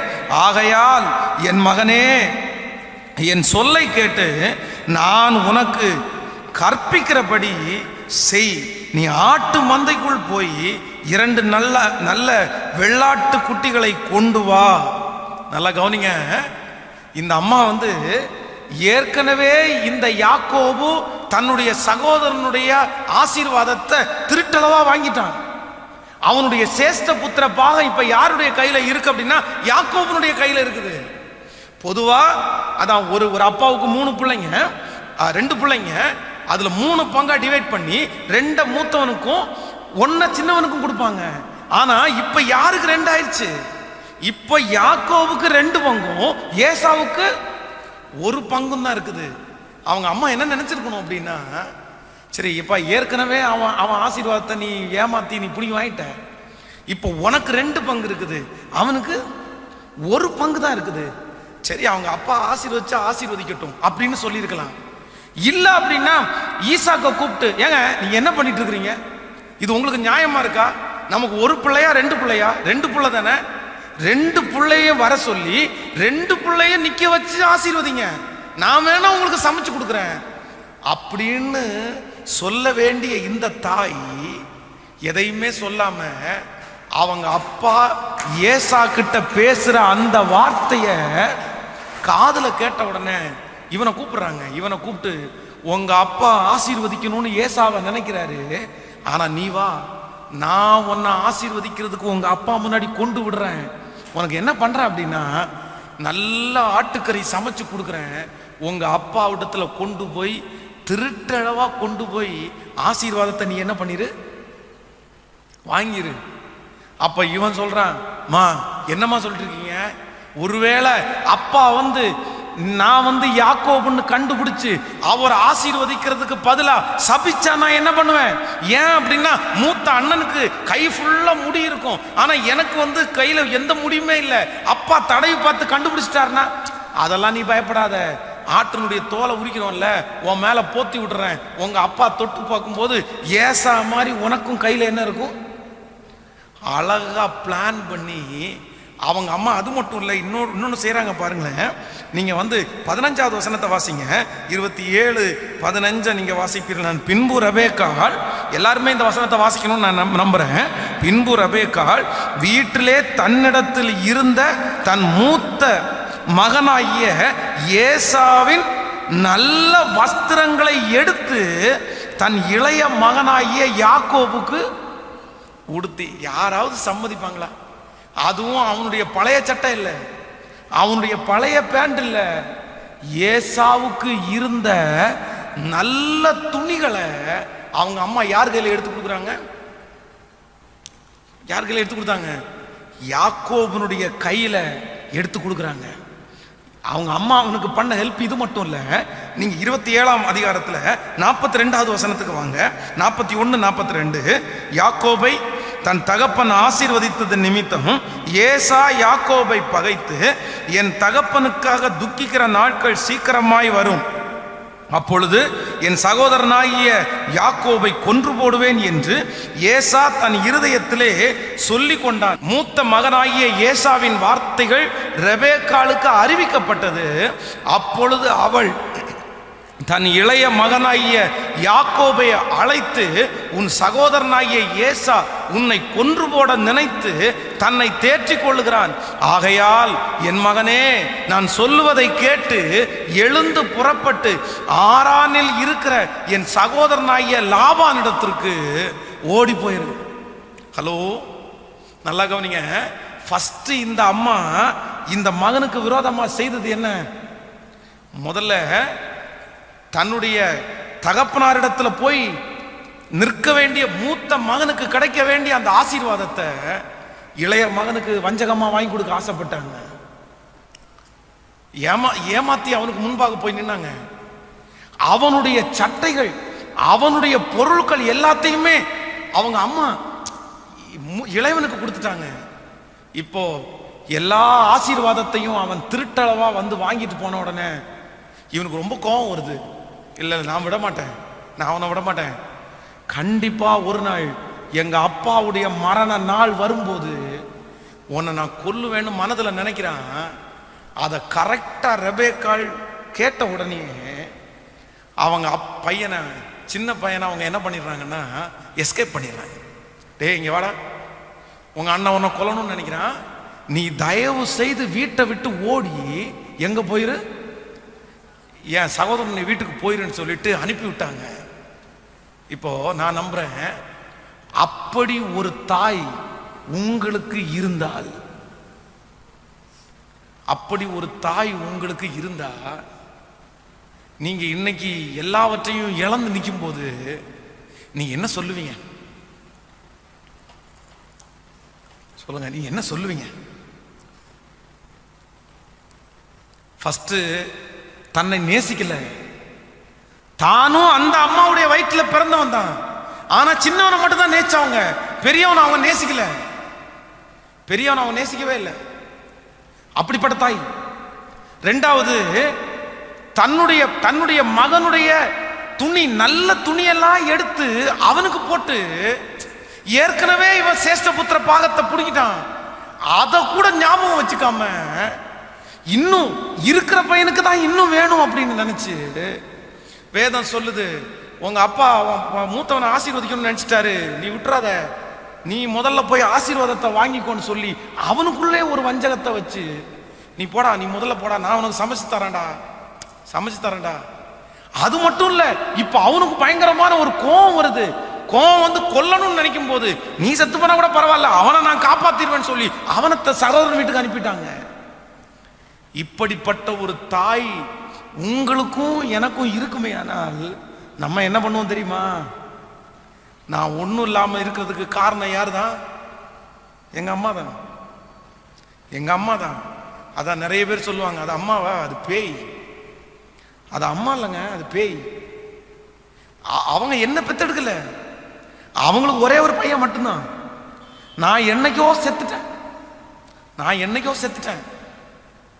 அதான் உனக்கு பிடிக்கல, வேண்டாம்ல, உனக்கு என் மேல இஷ்டம் பாசம் எல்லாம் கிடையாது இல்ல. நம்ம நிறைய பேரு தோற்று போவதற்கு காரணம் என்ன அப்படின்னா, இன்னொருத்தரை குற்றப்படுத்திட்டே இருக்கிறோம். நான் கெட்டு போறதுக்கு அவங்க தான் காரணம், நான் ஒன்றும் இல்லாம போறதுக்கு அவன் தான் காரணம், நான் இந்த ஆசீர்வாதத்தை இழந்ததுக்கு அவன் தான் காரணம். ஆனா ஏசாவினிடத்திலிருந்து நான் கற்றுக்கொண்ட ஒரு மிகப்பெரிய ஆசீர்வாதம் என்ன அப்படின்னா, தான் ஆசீர்வாதத்தை இழந்ததற்கு காரணம் அம்மானோ தம்பினோன்னு நினைக்கல. அவன் என்னன்னா நினைச்சான் அப்படின்னா, என் ஆசீர்வாதத்திற்கு இழந்து போறதுக்கு காரணம் நான் தான் காரணம். அந்த சேஷ்டபுத்திர பாகத்தை மட்டும் நான் விடாம இருந்திருந்தா, அந்த ஆரம்பத்தை மட்டும் நான் கோட்டை விடாம இருந்தா, இன்னைக்கு இவ்வளவு பெரிய ஆசீர்வாத குறைவு நான் வந்திருக்க மாட்டேன். சரி, நான் தான் காரணம். எங்கேயாவது ஒரு இடத்துல தன்னுடைய தாயாரை அவன் திட்டுனதாகவோ, தன்னுடைய தாயாரை சபித்ததாகவோ, தன்னுடைய தாயாரை சுட்டி காட்டி நான் இப்படி இருக்கிறதுக்கு காரணம் நீதான் அப்படின்னு சொன்னதாகவோ வேதம் எந்த இடத்துலையும் சொல்லவே இல்லை. ஆனா எனக்கு தெரியும், இந்த ஜபத்தை கேட்டுட்டு இருக்கிற நிறைய பேரு நீங்க யாரோ ஒருத்தரை சுட்டி காட்டிச்சுட்டே இருக்கீங்க. நான் கெட்டு போறதுக்கு அவன் தான் காரணம், நான் ஒன்றும் இல்லாம போறதுக்கு அவன் தான் காரணம். ஆண்டவருடைய பிள்ளையே, இன்னைக்கு பட்சமாய் சொல்லுகிறேன், நீங்க அடுத்தவங்களை பார்த்து அவங்க தான் சொல்ற வரைக்கும் நீங்க இழந்து போகிற ஆசீர்வாதத்தை திரும்ப பெற்றுக்கொள்ள முடியவே முடியாது. என்கிட்ட கடந்த நாட்கள்ல சமீபத்தில் ஒரு பையன் வந்தான். அவன் வந்து சொன்னான், அண்ணா நான் இன்னைக்கு ஒரு பெரிய குடிகாரனா இருக்கிறேன். நான் சொல்றேன், ஏன்டா நீ குடிக்கிறதுக்கு என்னடா காரணம், உனக்கு என்னடா பிரச்சனை அப்படின்னு கேட்டா, எனக்கு யாருமே காரணம் இல்லை, என் அப்பா தான் காரணம் அப்படின்னா. எங்க அப்பா தான் காரணம். நான் சொன்னேன், உங்க அப்பா யார், உங்க அப்பா என்ன பண்றாரு அப்படின்னு கேட்டேன். எங்க அப்பா வந்து ரயில்வேல இருந்தாரு, ரிட்டையர்ட் ஆயிட்டாரு, இப்ப வீட்டில் தான் உட்காந்துருக்கிறாரு. அப்ப நீ என்ன படிச்சேன்னு கேட்டேன். அவன் டிகிரி படிச்சேன்னு என்கிட்ட சொன்னான். ஏப்பா டிகிரி படிக்கிற வரைக்கும் நீயா சம்பாரிச்சு படிச்சியா இல்ல உங்க அப்பாவுடைய சம்பாத்தியத்துல படிச்சியான்னு கேட்டேன். அதெல்லாம் ஃபீஸ் எல்லாம் ஒழுங்கா தான் கட்டினாரு, ஆனா என்ன வாழ வைக்கல அப்படின்னாரு. நான் அவனை பார்த்து சொன்னேன், டேய் உங்க அப்பா சம்பாரிச்சு உனக்கு ஃபீஸ் கட்டி உன்னை படிக்க வச்சாரு, ஆனா உனக்கு முன்னாடி நிக்கிற நான் இன்னைக்கு ஒரு குடிகாரனுடைய பையன். எங்க அப்பா 2 பிராண்ட் ஷாப் தான் வச்சிருந்தாரு. எங்க அப்பா குடிச்சுதான் நிறைய பணத்தை அழிச்சாரு. ஆனா இன்னைக்கு வரைக்கும் நான் படிக்காத நினைச்சு நிறைய டைம் ஃபீல் பண்ணும்போது எங்க அப்பாவை திரும்பி காண்பிச்சு, எங்க அப்பாவால தான் நான் படிக்கல, எங்க அப்பாவால தான் நான் இந்த நாலேஜ் வரல அப்படின்னு சொன்னதே இல்லை. நான் நினைப்பேன், வெறும் விளக்க வச்சு ஃபர்ஸ்ட் ரேங்க் வாங்கினவங்க எத்தனையோ பேர் இருக்கிறாங்க. அப்பா அம்மா இறந்து போய் அநாத ஆசிரமத்தில் படிச்ச எத்தனையோ பிள்ளைங்க ஃபர்ஸ்ட் ரேங்க் வாங்கியிருக்காங்க. நான் அப்படி படிக்காம விட்டுட்டேன்னு நான் என்னதான் குத்தி காமிக்கிறேன்னே தவிர ஒரு நாள் கூட எங்க பேரண்ட்ஸையோ எங்க அம்மாவையோ எங்க அப்பாவையோ சுட்டி காமிச்சதே இல்லடா. நீ இன்னொருத்தரை கை நீட்டி என் தாழ்வுக்கு அவங்க தான் காரணம்னு சொல்ற வரைக்கும் நீ ஆசீர்வதிக்கப்பட முடியாது. முதல்ல அவங்க காரணம்னு சொல்றது நிற்பாட்டி, நீ தான் காரணம்னு என்னைக்கு சொல்றியோ அன்னைக்கு தான் ஆசீர்வாதம் அப்படின்னு அவனுக்கு ஆலோசனை சொல்லி அனுப்பினேன். இன்னைக்கு இங்கே இருக்கிற ஒவ்வொரு தேவ பிள்ளைகளுக்கும் அப்படிதான் சொல்றேன். உங்க கைகள் இன்னொருத்தரை சுட்டி காண்பிக்குமே, ஆனால் நீங்க ஒரு காலத்துல இன்னொருத்தரை சுட்டி காமிச்சு எந்த பிரயோஜனமும் இல்லவே இல்லை. எத்தனை பேர் ஆமோதிக்கிறீங்க? அதுக்கு யார் தான் காரணம் அப்படின்னா நான் தான் காரணம். ஆமேன்னு சொல்லுங்க. கைகளை உயர்த்தி ஒரு ஹல்லேலூயா சொல்லுங்க. கரங்களை அசைத்து ஒரு ஹல்லேலூயா சொல்லுவோம். ஆமேன், ஆமேன். ஸோ நம்பர் 2, இரண்டாவதாக, எத்தனையோ கெடுதல் தன்னுடைய தாயார் நினைச்சா கூட அவனுடைய இருதயத்தின் ஆழத்திலிருந்து அவன் நினைச்சது ஒன்னே ஒன்று. என்ன நினைச்சான் அப்படின்னா, யாருமே காரணம் இல்லை, யாரையுமே அவன் சுட்டி காமிக்கிறதுக்கு விரும்பவே இல்லை. இங்க இருக்கிற எல்லாருமே அப்படி தீர்மானம் எடுப்போம், யாரையுமே நான் இனி சுட்டி காமிக்க போறதில்லை. ஹல்லேலூயா. நம்பர் 3, மூன்றாவது, இந்த ஏசாவுனுடைய கேரக்டர் நான் வாசிக்கும் போது எனக்கு ரொம்ப ஆச்சரியமான ஒரு வசனம் வாசிக்கலாம். அதே ஆதியாகமம் 35ஆம் அதிகாரத்தை எடுத்துக்கொள்ளுங்கள். ஆதியாகமம் 35ஆம் அதிகாரத்தில் 28, 29 நம்ம வாசிக்க போகிறோம். 28வது வசனத்தையும் 29வது வசனத்தையும் வாசிக்கலாமா? ஈசாக்கு விருத்தாப்பியமும் பூரண ஆயுசும் உள்ளவனாகி 180 வருஷம் ஜீவித்திருந்து பிராணன் போய் மரித்து தன் ஜனத்தாரோட சேர்க்கப்பட்டான். அடுத்த லைன் தான் ரொம்ப முக்கியமான லைன், எல்லாரும் சேர்ந்து வாசிக்கலாம். அவன் குமாரனாகிய ஏசாவும் யாக்கோவும் அவனை அடக்கம் பண்ணினார்கள். ஹலோ, அவன் குமாரனாகிய யாக்கோவும் ஏசாவும் அவனை அடக்கம் பண்ணினார்கள். கவனிங்க, ஈசாக்கு யாருக்கு சொந்தம்? யாருக்கு சொந்தம்? சட்டப்படி யாருக்கு சொந்தம்? கேட்கல, ஏசாவுக்கு தான் சொந்தம். ஏன் அப்படின்னா, இவன் நேசிச்சது யார? ஏசாவை தான் இவன் நேசிச்சான். ஏசாவை ஆசீர்வதிக்கணும்னு தான் யாருக்கு பிரியம்.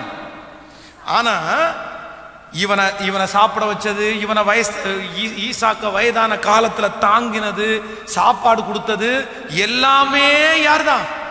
அதான் தன்னுடைய தகப்பனாருக்காக தான் பண்ணின கல்யாணம். நான் கட்டின மனைவி கூட சரியில்லை போல தெரியுது, எங்க அப்பாவுடைய இஷ்டப்படி தான் கல்யாணம் பண்ணணும்னு நினைச்சு கமிட் பண்ணவன் தான் ஏசா. ஆனா யாக்கோபு ஒண்ணு கூட என்ன பண்ணிக்கல, அப்பாட்ட ஆசீர்வாதத்தை வாங்கினதோட சரி, அவ்வளவுதான். வீட்டை விட்டு கிளம்பி மாமனார் வீட்டுக்கு போய் அங்கேயே இருந்துட்டாரு அவரு. இப்ப திரும்பி வந்துட்டாரு. இப்ப அப்பா மரணம் அடைய போறாரு. அதான் நிறைய விசுவாசிங்களை எங்க கண்டுபிடிக்கலாம்னா, சாவு வீட்டில் தான் உண்மையான விசுவாசிங்களா டூப்ளிகேட் விசுவாசிங்களான்னு கண்டுபிடிக்க முடியும்.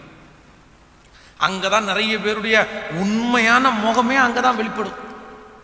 நம்மளா இருந்தா என்ன பண்ணிருப்போம் அப்படின்னா, டேய் நீ ஒதுங்கி நில்லை, நீ வந்தியா, அப்பாவை பார்த்தியா, பார்த்துட்டு நீ பாட்டுக்கு போயிட்டே இரு. இந்த அடக்கம் பண்ண வரேன், இந்த பூவை தூக்கி போடுறேன், இந்த வேலைலாம் வேணாம். நான் தானே பார்த்தேன், நான் தானே அவருக்கு சோறு கொடுத்தேன், நான் தானே அவருடைய கஷ்டத்தில் இருந்தேன், எனக்கு தானே அவர் அப்பா, நீ அவரை ஒன்று வச்சு பார்க்கல, அதனால நான் அடக்கம் பண்ணிக்கிறேன். ஆனால் வேதம் சொல்லுது இந்த இடத்துல, ஈசாக்கு மரித்த போது அடக்கம் பண்ணுறதற்கு ஆண்டவர் அந்த இடத்துல வேதத்தில் ரொம்ப முக்கியத்துவப்படுத்தி எழுதுகிறாரு. அவனுடைய குமாரனாகிய ஏசாவும் யாக்கோவும் அவனை அடக்கம் பண்ணினார்கள். ஹல்லேலூயா. நம்பர் 3, ஈசாக்கு இழந்து போன ஆசீர்வாதத்தை பெற்றுக்கொள்றதற்கு அவன்கிட்ட இருந்த ஒரு பெரிய கேரக்டர் என்னன்னா, மெச்சூர்ட் பிஹேவியர். அவனுடைய மெச்சூர்டு பிஹேவியர். இன்னைக்கு உங்களை பார்த்து கேட்குறேன், இந்த ஜபத்தில் இருக்கிற எத்தனை ஆண்டவருடைய பிள்ளைங்க மெச்சூர்டாக நடந்துக்கிறீங்க? அதான் உங்க நடக்க மற்றவங்களுக்கு ஏற்புடையதா இருக்கா? நிறைய ஆண்டவருடைய பிள்ளை கொஞ்சம் கூட மெச்சூர்டா நடந்துக்கிறதே இல்லைங்க. கொஞ்சம் கூட சரி ஓகே ரைட் ரைட் ரைட் சரி பரவாயில்லப்பா பரவாயில்லப்பா பரவாயில்லப்பா, இந்த வார்த்தை நிறைய பேருடைய வாயிலிருந்து வர்றதே இல்லை. அதான் கல்யாண வீட்லையோ எங்கேயோ ஒரு இடத்துல முன்னாடி தட்டில் இருக்கிற சாப்பிட்டுக்கு 2 சிக்கன் பீஸ் எக்ஸ்ட்ரா போயிடுச்சுன்னா, இவங்க அடுத்த தட்டை கொண்டு வந்து நிறுத்தும் போது போடுற அந்த மனுஷன் ஒரு சிக்கன் பீஸை குறைச்சு போட்டார்னா அதுக்கு சண்டைக்கு வருவாங்க. நீ ஆள் பார்த்து போடுறியான்னு கேட்பாங்க. எங்க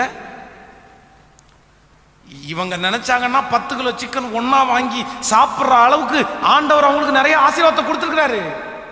ஆனா அந்த ஒரு சிக்கன் பீஸுக்காக சண்டை போட்டு நிற்பாங்க. அதான் இன்னைக்கு இருக்கிற நிறைய ஆண்டவருடைய பிள்ளைகளுக்கு என்ன பிஹேவியர் போச்சு அப்படின்னா, மெச்சூர்டு பிஹேவியர். சரி ஓகேப்பா பரவாயில்லப்பா அப்படின்ற அந்த மனப்பான்மை நிறைய பேருடைய இருதயத்தில் இருக்கிறதே இல்லை. உலகத்தான விட ரொம்ப மோசம். உலகத்தில் இருக்கிறவங்க கூட நிறைய நேரத்தில் நிறைய விஷயத்துல சரி ஓகே ஓகேப்பா காலம் மிதிச்சிட்டியா பரவாயில்லப்பா சரி ஓகே ஓகே சாரி சார் சரி நோட் வரி அப்படின்னு. நம்ம வாழ்க்கை என்ன கண்ணை எங்க வச்சுட்டு வந்திருக்கிற அப்படியே மிதிச்சுட்டு போயிடுறதா?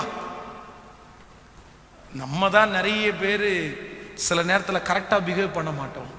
ஆனால் இன்னைக்கு ஒரு தீர்மானத்தை எடுங்க. உங்க அண்ணனோ உங்க தம்பியோ உங்க குடும்பத்தில் இருக்கிற ஒரு நபரோ நாளைக்கு நீங்க ஆசீர்வதிக்கப்படும் போது, இல்லைன்னா இப்படிப்பட்ட ஒரு சிச்சுவேஷன்ல அவங்க உள்ள வரணுன்ற ஒரு சூழ்நிலையில உங்க கையில தான் பிடிப்பு இருக்குது. நீங்க நினைச்சா அவங்கள உள்ள விடலாம், நீங்க நினைச்சா அவங்கள வெளியே அனுப்பவும் செய்யலாம். அப்படிப்பட்ட ஒரு சூழ்நிலை உங்க கையில கொடுக்கும் போது நீங்க எப்படி இருப்பீங்கன்றத இப்ப நீங்க டிசைட் பண்ணுங்க. நீங்க முழு மனசோட ஒன்றும் பெரிய விஷயமா எடுத்துக்காம பரவாயில்ல பிரதர் வாங்க வாங்க வாங்க நீ பண்ணுமா நீ பண்ணுப்பா அதெல்லாம் இல்லை, அதெல்லாம் பெரிய விஷயமா எடுத்துக்காத. அன்னைக்கு நடந்துருச்சு சரி நீ திட்டிட்ட, நீ அப்படி ஏமாத்திட்டாங்க. இவ்வளவு தூரம் இந்த ஏசாவை அவ்வளவு தூரம் வஞ்சித்து அத்தனை ஆசீர்வாதத்தையும் எடுத்துக்கொண்டாலும் ஏசாவின் இடத்துல நடக்கும் போதெல்லாம் யாக்கோபு இடத்துல ஏசா நடக்கும் போதெல்லாம் எப்படிதான் நடந்தான்னா மெச்சூர்டா தாங்க நடந்துட்டான். அதான் அவனுக்கு முன்னாடி அவன் எல்லா 400 பேரோட வர்றான். 400 பேரோட வரும்போது மெச்சூர்டு பிஹேவியர்ன்றது என்ன அப்படின்னா, ஓடி போய் கட்டி பிடிச்சு உனக்கும் எனக்கு ஏற்றத்தாழ்வு இல்லை அப்படின்றதான் மெச்சூர்டு பிஹேவியர். ஆனால் நம்மளா இருந்தா என்ன பண்ணுவோம் அப்படின்னா, ஒரு நிமிஷம் அங்கே நின்று டேய் வாடா என்ன நினைச்சிட்டு இருக்க விட்டுட்டு போனல துரோகிடா நீ துரோகி. இப்ப போய் இதெல்லாம் சம்பாதிச்சிட்டல, எனக்கு வேற அனுப்பணும்னு நினைக்கிற, எனக்கு ஒன்றுதெல்லாம் ஒன்றும் தேவையில்லை, நீ எல்லாத்தையும் வச்சுக்க நீ போ. இதுதான் நம்ம பிஹேவியர். நம்ம மன்னிச்சிட்டோம், நம்ம பைபிளை தூக்கிட்டோம், ஆனாலும் 2 வார்த்தை நம்மளால பேசாம இருக்க. நீங்க எல்லாம் பார்க்கறது பார்த்தா நீங்க எல்லாம் ரொம்ப நம்ம நிறைய பேருடைய பிஹேவியர் இந்த மாதிரி பிஹேவியர் தான். கேட்க தான் செய்வோம். அவ்வளோ பெருந்தன்மை இங்க இருக்கிறவங்க பாக்கியவான்கள். ஹல்லேலூயா. ஆனா ஏசாவிட்ட இருந்த ஒரு மிகப்பெரிய கேரக்டர் என்ன அப்படின்னா, ஒரு பெரிய பெருந்தன்மை. சரிடா பரவாயில்ல, எல்லாம் நன்மைக்கு நீ என்ன எல்லாத்தையும் என்னிட்ட இருந்து எடுத்துக்கொண்டு போயிட்ட, அதனால என் ஆண்டவர் என்ன ஆசீர்வதிக்காமலா இருக்க போறாரு. எனக்கு இன்னைக்கு திரளா கொடுத்துருக்கிறாரு, நீ ஒன்றும் எனக்கு கொடுக்க வேண்டிய அவசியம் இல்லை, உனக்கு வேணாம் நான் தரேன்டா. அந்த அளவுக்கு கடவுள் என்ன வச்சுட்டாரு. கேட்கல? சத்தமா சொல்லுங்க. இன்னைக்கு உங்க எதிரியை விட ஆண்டவர் உங்களை ஆசீர்வதிச்சதுக்கு அப்புறம் கூட உங்களுக்குள்ள அந்த மெச்சூர்டு பிஹேவியர் வரல அப்படின்னா நான் சொல்றேன், நீங்க எல்லாம் நம்ம எல்லாம் ரட்சிக்கப்பட்டு என்ன பிரயோஜனம்னு கேட்கிறேன். அவங்கள விட ஆண்டவர் உங்களை நல்லதான் நினைச்சிருக்காரு. ஹலோ, அவங்களுக்கு கொடுக்குற அளவுக்கு தானே ஆண்டவர் உங்களை வச்சிருக்கிறாரு. ஆனா இப்பவும் அவங்கள்ட்ட போட்டி போடணும் அப்படின்னு நினைக்கிற மனப்பான்மை எந்த அளவுக்கு நியாயம்ன்றது எனக்கு தெரியல. இன்னைக்கு எல்லாரும் ஆண்டவரத்தில் ஒரு கிருபையை கேட்போம், ஆண்டவரே எனக்கு ஒரு பிஹேவியரை கொடுங்கப்பா, நான் எல்லார்ட்டையும் எப்படி பிஹேவ் பண்ணணும் அப்படின்னா ரொம்ப மெச்சூர்டா, ரொம்ப மெச்சூர்டா, ரொம்ப மெச்சூர்டா. அப்படிப்பட்ட ஒரு சுபாவம் உங்களுக்குள்ள இருக்குமானால் உங்களை அறியாமலே யாரு பிரதிபலிக்கப்படுவா அப்படின்னா இயேசு பிரதிபலிக்கப்படுவார். கைகளை உயர்த்தி ஒரு ஹல்லேலூயா சொல்லுவோம். கரங்களை அசைத்து ஒரு ஹல்லேலூயா சொல்லுவோம். ஒரு தகப்பனார் ஒரு சாட்சி சொல்லும்போது ரொம்ப அழகா சாட்சி சொன்னாரு. இந்த லாக்டவுன்ல 3 மாதங்கள் தன்னுடைய மனைவியையும் தன்னுடைய பிள்ளைகளையும் வெளியூருக்கு அனுப்பிட்டு தனியாக ஒரு பேச்சுலர் ஒருத்தர் இருந்திருக்கிறாரு. 3 மாசம் கண்டினியூவா அவருக்கு சாப்பாடு கொடுத்துருக்கிறாரு. 3 months. ஒரு நாள் தன்னுடைய அசிஸ்டண்ட்டை சாப்பாடு கொடுத்து அனுப்பிட்டாரு. அந்த நபர் அந்த சாப்பாட்டில் இருக்கிற அந்த சாம்பாரை பிரித்து தன்னுடைய தட்டில் ஊற்றிட்டு இவருக்கு ஃபோன் பண்ணாராமா. இவருக்கு ஃபோன் பண்ணி பயங்கரமாக கெட்ட வார்த்தையில் திட்டினாராமா. நீ என்ன புளிச்சு போன சாம்பாரை எனக்கு கொடுக்குறியா? புளிச்சு போன சாம்பார் என்ன கொடுக்கறதுக்கு நான் என்ன ஒருத்தர் இறந்து வாங்கி சாப்பிட்றேன்னு நினச்சியா அப்படின்னு கண்டமானிக்கு பேச ஆரம்பிச்சிட்டாராமா. ஆனால் நீங்கள் என்ன பண்ணீங்க அப்படின்னு கேட்டேன். நான் அவர்கிட்ட சாப்பிட்டா சொன்னேன், ஐயா உங்களுக்கு ஒருவேளை கெட்டு போன சாம்பார் ஒருவேளை கவரில் வந்துச்சா என்னன்னு எனக்கு தெரில. ஆனால் சாம்பார் இன்னைக்கு காலையில் செஞ்சதுதான், கெட்டு போகிறதுக்கு வாய்ப்பு இல்லை. ஒன்று பண்ணுங்க, கோச்சிக்காமல் ஒரு தம்பியை நான் அனுப்பி வைக்கிறேன், நீங்கள் கொஞ்சம் கொடுத்து விடுங்க, நான் உங்களுக்கு நல்ல சாம்பார் கொஞ்சம் கொடுத்து விட்றேன். ஹலோ ஹலோ, இதுக்கு பேர் தான் மெச்சூர்ட் பிஹேவியர். ஹலோ, இப்போ நான் யாரையுமே குற்றப்படுத்தல ஆண்டவருடைய பிள்ளைகளே, நான் யாரையுமே குற்றப்படுத்தலை. நான் உங்கள்ட்ட எல்லாம் கேட்குறேன், நம்ம அத்தனை பேரும் ஆண்டவரை அறிஞ்ச ரட்சிக்கப்பட்ட அத்தனை பேரும் மெச்சூர்டா பிஹேவ் பண்ணிட்டோம்னா போதும், சீக்கிரமா இந்த தேசத்தை ஆண்டவருடைய மையமா மாற்ற முடியும். ஹலோ, உண்மைதானே? தயவு செய்து உங்க வாழ்க்கையை நீங்க ஒப்பு கொடுங்க. அன்றியும் அவருடைய தீர்மானத்தின்படி அழைக்கப்பட்டவர்களாகி தேவனிடத்தில் அன்பு கூறுவர்களுக்கு சகலமும் நன்மைக்கு எதுவாய் நடக்குது. உங்களை ஒருத்தன் திட்டுறதும் ஆண்டவருடைய அனுமதியோட தான் திட்டுறாங்க. ஒருத்தர் உங்களை ஏமாத்துறதும் ஆண்டவருடைய அனுமதியோட தான் ஏமாத்துறாங்க. உங்களுடைய தலையில் உள்ள ஒரு மயிரை அவன் எடுத்தா கூட அது ஆண்டவருடைய அனுமதியோட தான் எடுக்கிறாங்க. ஆண்டவருடைய அனுமதி இல்லாம இதுக்கு முன்னாடி ஒன்றும் உங்க வாழ்க்கையில நடந்ததும் இல்லை, இனி நடக்க போறதும் இல்லை. ஸோ ஆண்டவருக்கு எல்லாமே தெரியும். அப்ப ஏன் நம்ம இன்னும் ஒரு குவாலிட்டியான ஒரு பிஹேவியருக்குள்ள நம்ம ஏன் வர முடியாது? அவங்கள மாதிரி நம்மளும் சண்டை போட்டா என்ன அர்த்தம்? அவங்கள மாதிரி நம்மவும் பேசினா என்ன அர்த்தம்? நான் சொல்றேன், கொஞ்சமும் கெஞ்சமும் சொல்லலை, ஆனா ஓரளவுக்கு நீட்டா நம்ம வாழ்ந்தாலே ஆண்டவர் நம்மளே மகிமைப்பட வல்லவராயிருக்கிறார். கையை உயர்த்தி ஒரு ஹல்லேலூயா சொல்லுவோம். கணவன் மனைவிக்குள்ள இடையில கூட நிறைய பேருக்கு இந்த பிஹேவியர் இல்லைங்க. இந்த பிஹேவியர் நீயா நானா பார்த்துக்கலாம். நீ சொன்னல, நான் உனக்கு சொல்ல மாட்டேனா? நீ அப்படி பண்ணல, நான் உனக்கு பண்றேனா இல்லையான்னு பாரு. நான் சரி ஓகே, சின்ன பொண்ணு பண்ணிட்டா, சின்ன பையன் பண்ணிட்டான், இல்லை அவர் பண்ணிட்டாரு, சரி ஏதோ டென்ஷன்ல பண்ணிட்டாரு. இந்த மாதிரி ஒரு கேரக்டர் எப்ப நமக்குள்ள வரும்? ஆசைப்படுறவங்க கை தூக்குங்க பார்க்கலாம். ஆசைப்படுறவங்க, நான் இந்த மாதிரி ஒரு கேரக்டர் ஆசைப்படுறோன்ற கை தூக்கும் நம்ம மேல. உண்மையில நான் ரொம்ப ஆசைப்படுறேன். ஹல்லேலூயா. கைகளை அசைத்து ஒரு ஹல்லேலூயா சொல்லுங்க. நல்ல கைகளை அசைத்து ஒரு ஹல்லேலூயா சொல்லுங்க.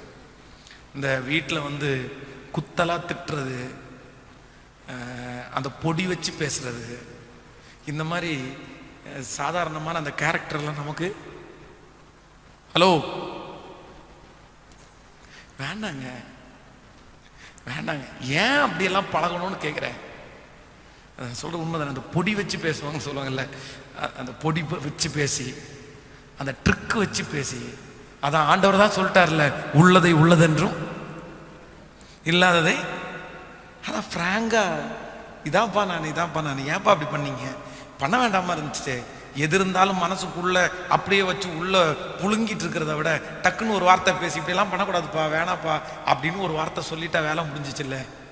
ஆனால் அதையே மனசில் வச்சு போகும்போதும் வரும்போதும் எடுக்கும்போதும் கொடுக்கும்போதும் ஒவ்வொரு டைமும் பாம்பு குத்துற மாதிரி ஒரு விஷத்தை கக்கிட்டே இருந்தால் என்ன அர்த்தம்? அதுவும் மூணாவது நபர் கூட பரவாயில்ல, வீட்டில் இருக்கிற சொந்த கணவனாரோட சொந்த மனைவி கிட்டேயே இப்படி விஷத்தை கக்கிற மாதிரி கக்கிட்டே இருந்தா அந்த குடும்பம் எப்படிங்க ஆசீர்வாதமாக இருக்கும்? ஸோ இன்றைக்கு எனக்கு ஒரு மிகப்பெரிய ஆசீர்வாதமான ஒரு கேரக்டர் தேவை, மெச்சூர்டு பிஹேவியர். ஆண்டவர் எனக்கு தரட்டும். ஹல்லேலூயா. ஏசா இழந்து போன ஆசீர்வாதத்தை அவன் பெற்றுக்கொள்றதற்கு அவன்கிட்ட இருந்த 3 கேரக்டர். நம்பர் 1, முதலாவதாக, நான் யாரையுமே என்ன பண்ண மாட்டேன்னா பழி வாங்குறதுல எனக்குரியது.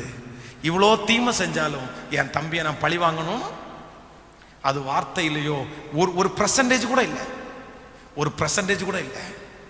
நம்பர் 2, இரண்டாவதாக, எனக்கு என்னுடைய வாழ்க்கையில் இருக்கிற இத்தனை இழப்பிற்கு எங்க அம்மா தான் காரணம் அப்படின்னு அவன் யாரையுமே குற்றப்படுத்தவும் இல்லை.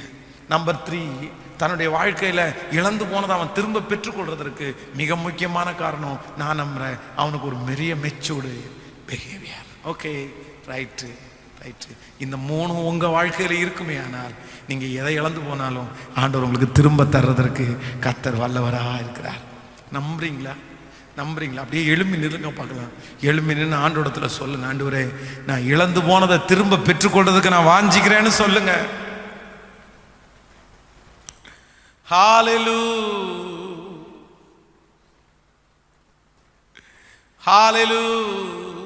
கரங்களை மேல உயர்த்தி, தேவனே என்னை ஆசீர்வதியும் சொல்லுங்க பார்க்கலாம். சத்தமாய் சொல்லுங்க, தேவரீர் என்னை ஆசீர்வதியும். அப்பாவுடைய ஆசீர்வாதத்தை ஒருவேளை நீங்க மிஸ் பண்ணிருக்கலாம் சிஸ்டர், பிரதர். நீங்க கடினமா உழைச்ச ஆசீர்வாதத்தை ஒருவேளை நீங்க மிஸ் பண்ணிருக்கலாம் சிஸ்டர். உங்களுக்குன்னு கிடைச்ச அந்த ஆசீர்வாதத்தை நீங்க இன்னைக்கு தொலைச்சிட்டு வந்து நின்றுட்டு இருக்கலாம். அதான் முன்னாடி சொன்னது போல, பாஸ்டர் அந்த ஏசாதான் பாஸ்டர், நான் ஆசைப்பட்டதை தொலைச்சிட்டேன். ஆனா ஆண்டவர் ஏசாவை திரும்ப அலங்கரித்த தெய்வம், உங்களை அலங்கரிப்பேன் என்று வாக்கு கொடுக்கிறார். உங்களை அலங்கரிப்பேன் என்று வாக்கு கொடுக்கிறார். கைகளை மேல உயர்த்தி அந்த கேரக்டரை எனக்கு தாங்க ஆண்டவரே என்று சொல்லி, ஓ நன்றி நன்றி. யோசேப்பை போல் நான் ஒழுங்கில்லையே, நோவாவை போல் நீதிமானும் இல்லை. சொல்லுங்க பார்க்கலாம். யோசேப்பை போல் நான் ஒழுங்கில்லையே, நோவாவை போல் நீதிமானும் இல்லையே, ஆபிரகாமை போல் விசுவாசி இல்லையே, தானியேலை போல் உம்மை வேண்டவில்லை. நான் நானாக தானாக வந்து நிற்கிறேன், நான் நானாக தானாக வந்து நிற்கிறேன். சொல்லுவோம், நானாக வந்து நிற்கிறேன், உம் பிரசன்னத்தில் வந்து நிற்கிறேன். நீர் இன்று என்னை ஏற்றுக்கொள்வீரா, ராஜ்யத்தில் சேர்த்துக் கொள்வீரா. தகப்பனே, உடைய பிள்ளைகளுக்காக பாரத்தோடு ஜெபிக்கிறேன். இழந்து போன சகல ஆசீர்வாதமும் உம்முடைய பிள்ளைகளுடைய தலையின் மேல் ஆம் என்றும் ஆமேன் என்றும் இருக்கட்டும். நீங்க நடத்துங்கப்பா. இந்த வாரம் முழுதும் உங்க பிள்ளைகளை நடத்துங்கப்பா. வர இருக்கிற அந்த 21 நாள் ஜெபத்துல ஒரு பெரிய மகிமை நாங்க பார்க்க உதவி செய்யும். உங்க கிருபை தாங்கட்டும். இயேசுவின் மூலம் ஜெபம் எடுக்கிறோம் நல்ல பிதாவே. நம்முடைய ஆண்டவராகிய இயேசு கிறிஸ்துவின் கிருபை, பிதாவாகிய தேவனுடைய அன்பு, பரிசுத்த ஆவியானுடைய அந்யோன்ய ஐக்கியம் நம்மனோடும் இன்றும் என்றும் சதா காலம் கூட இருப்பதாக. ஆமென். ஹல்லேலூயா.